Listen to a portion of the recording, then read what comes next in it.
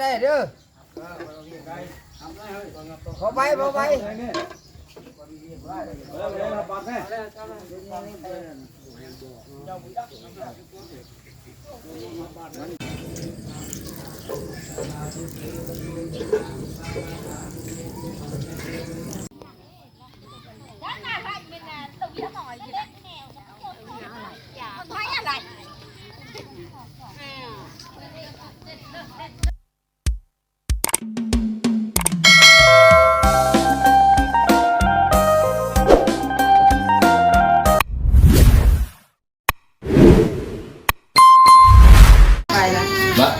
จะอยู่ไหนยังนี่ดิพี่น้อง โอ้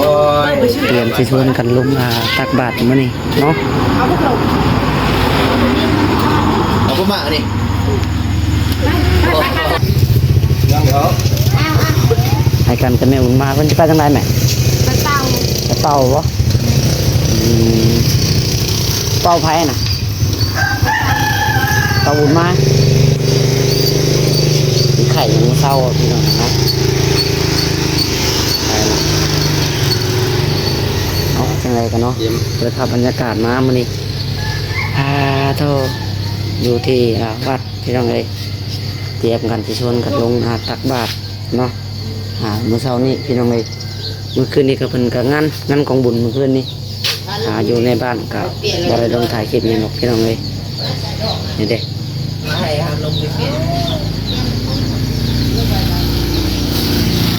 ช่วงกันกับไผแน่เพราะหลายคนบอกอาแปะมาบ่คนเดือนเท่านั้นฮะก็ว่าแปะก็ว่าสิมาลงว่าจะกิ้วใส่อะไรไงบ่ส่งก็ลงบ่สบายดีทั้งพ่อสบายดีบ่ส่งน้องจ้อยหากับมาก็จังไงสบายดีน้องจ้อยนี่เด้เนาะเตรียมกันบาทนี่เดี๋ยวจังไดก็ไปพบพ่อกันน้องบาทนี่คนลงมาแล้วยังแต่เฮาบาทเพื่อกันสิมากันครบคนเป็นยังไงเพื่อนเอาหลายคนแน่เนาะเด้พี่น้องไงเนาะบรรยากาศเอาจังไดกันเนาะพี่น้องไงเนาะสบายดีแม่FCขอให้พี่น้องก็สุขสู่คนพี่น้องเลยจังไดกันเดียวมื้อนี้ลงตักบาตรพี่น้องเบิ่งบรรยากาศน้ำกันเนาะโตน้องหน่อยบ่ได้ลงบ่เนาะมาได้ลงบ่หน่อยมาลงตักบาตรบ่นายจะมาไปตักบาตรป่ะหน่อยข้าอุ้มน้องอยู่ว่าพี่น้องในมื้อนี้เนาะไปเบิ่งบรรยากาศน้ำกันพี่น้องเลยต้องทำบุญทำทานน้ำกันเนาะมื้อนี้เนาะพี่น้องเลยนี่เด้เรือเนาะแล้วว่าจะแต่งไงกับน้องน้อยน้องน้อยบ่ได้ลงพี่น้องเลยข้าวน้องมันบ่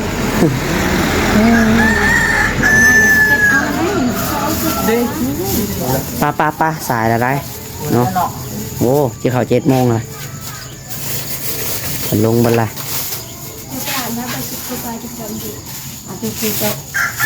โอเคพี่น้องไงเดี๋ยวจังใดก็ไปพบพ่อกันที่วัดเนาะ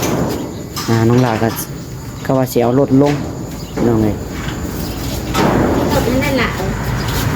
ไปพี่น้องไงมอดวัดกะคนก็หลายอยู่เนาะเต็มเทิงไปละยืนสาธุปับใหม่ผมน้องนี่แม่จะมีปัจจัย10,000 กีบพร้อมดอกไม้ทูบเทียนชาอะไรบ้างที่น้ำแกงไว้พวกกาดแห้งที่น้ำแม่ทะเลมีทุกฝังพลังมันยืนสาธุ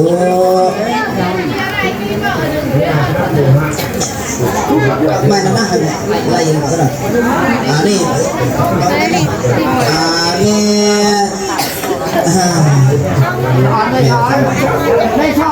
ผู้ได้มีปัจจัยอยู่10,000 กีบชาตุปาลีชุมนุมได้กินได้ทานน้ำปลาช่วยนี่ส่วนหน้า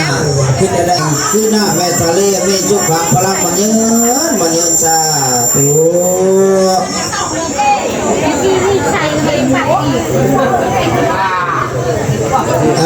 นี่พอเผยเนาะมีปัจจัย20,000 กีบสาธุปาลิจุดโทได้กินได้ทานน้ำกันช่วยนี่ส่วนหน้าขึ้นได้มาว่าได้นี่แม่สงก สาธุปาริสุทโธได้กินได้ทานน้ำกันส่วนนี้ส่วนหน้าคืออะไรมากกว่าอะไรได้สมน้ำปรารถนาเงินคำแก้วอะไรมากคือน้ำเก่งว่าไหวหุบปากแห่งคือน้ำแม่ทะเลไม่สุขังพลังมันเยอะเอมายังกาตังปุญญังสัมมินาอานาโมทิตังตังสัมมินากาตังปุญญังมังสัตตาพังสาธุสาธุสาธุอนุโมทามิวันทามิพันเต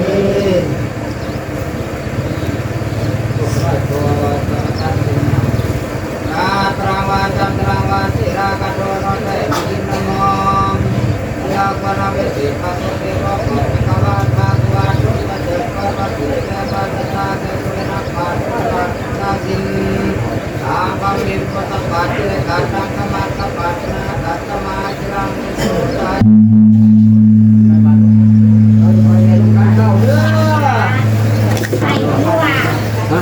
การเถื่อตุย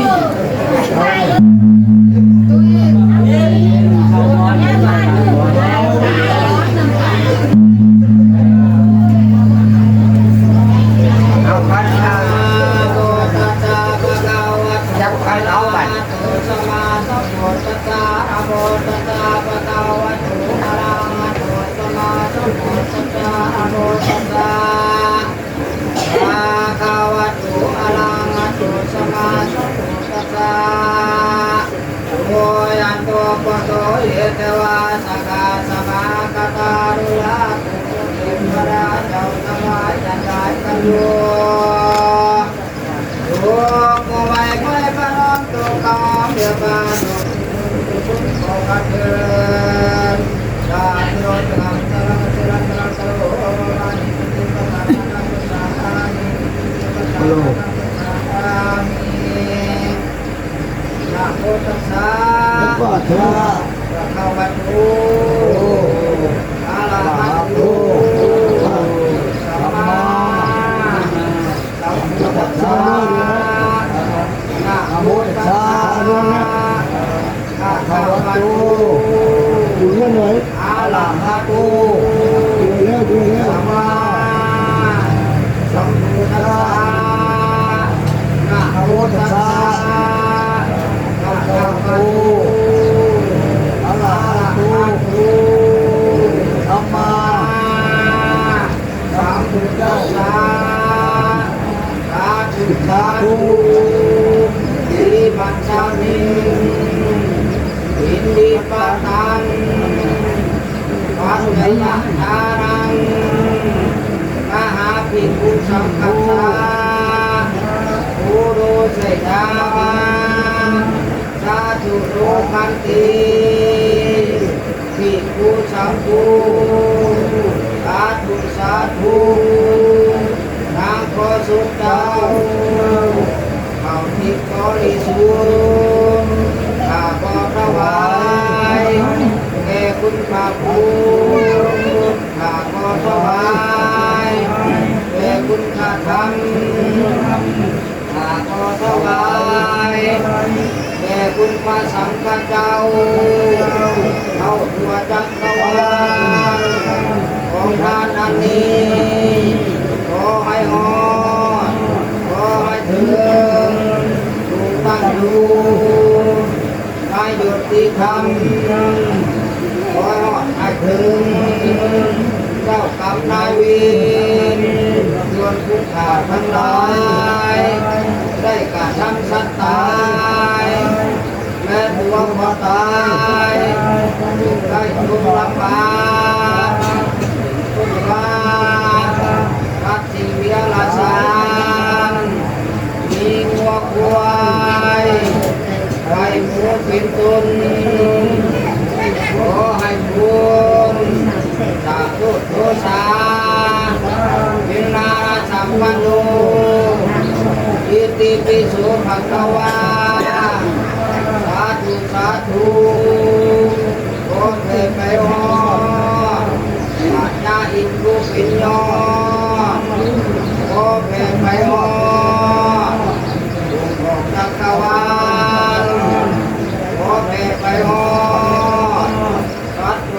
ญาณหาตัวบ่ได้ขอแผ่ไปหอไปใจอาวิจีขอแผ่ไปหอทางธรณีผู้ปิดแลขอแผ่ไปหอขอและแม่ตาและนายตัวและเมียลูกยิงลูกชายมิตรสหายสรรพสัตว์ทั้งหลายผู้สังคูสาธุสาธุขอเป็นปาริสุทธุพ้นทุกข์พ้นทุกข์ท่านโลกาเถิดตุ้ยไปแรงตุ้ย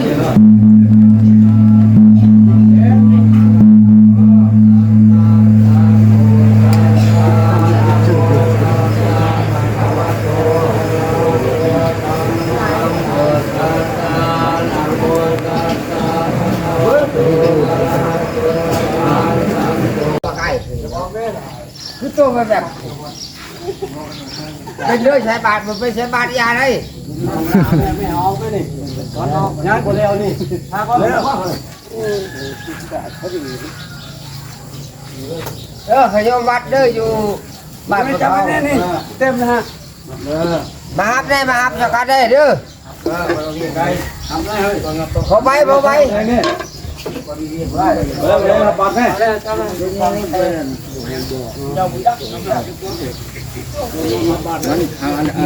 มาสักการใส่มันใส่บาทเนาะนี่เลยนะ ใส่ข้าวเดียวหรอวะดูจะได้ไปกดตัวไว้แดงเดี๋ยวเราไปทำการเลยไปใส่ทางนี้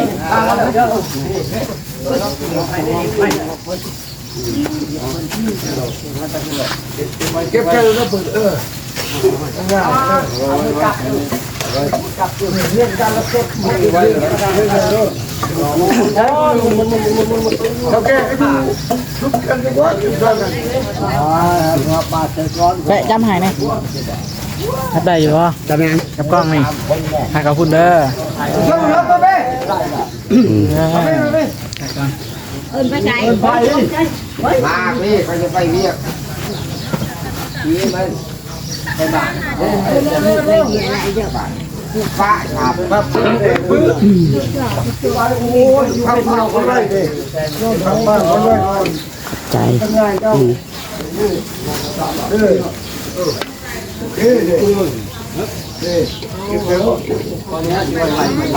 เล่นพร้อมเลยครับบ้าน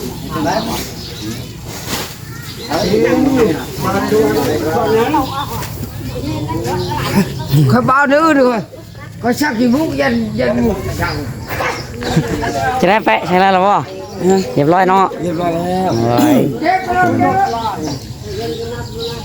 จะไปจอดเลยหนึ่งนี่แหละพี่น้องบรรยากาศบ้านน้อยเฮาเนาะ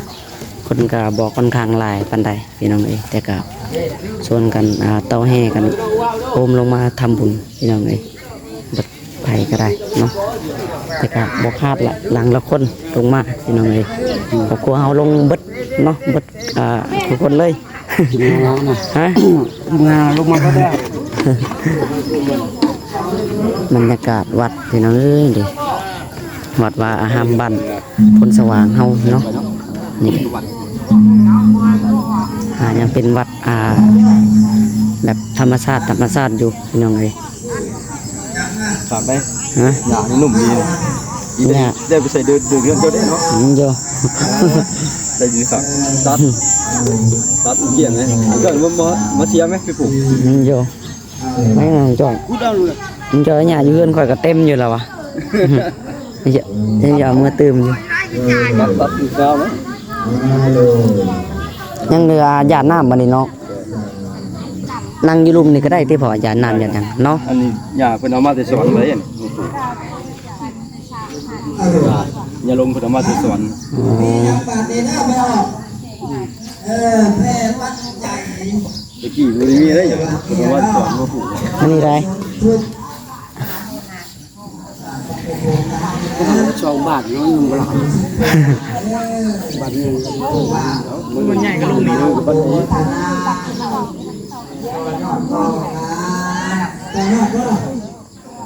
นี้ สองบาท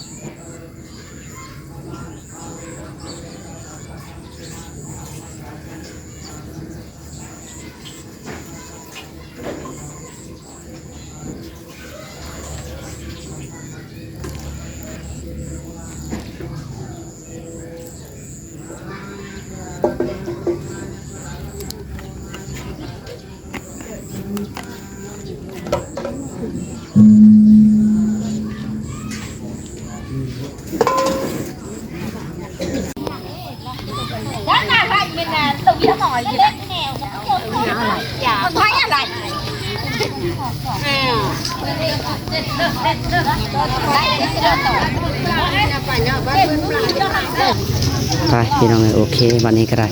สำหรับคลิปนี้ก็จะขอจบลงไปเพียงเท่านี้พี่น้องเนาะจังใดก็อยู่ดีมีให้คุณเปิดสุขสุขคนพี่น้องเลยจังใดก็สบายดีพี่น้องบ๊ายบาย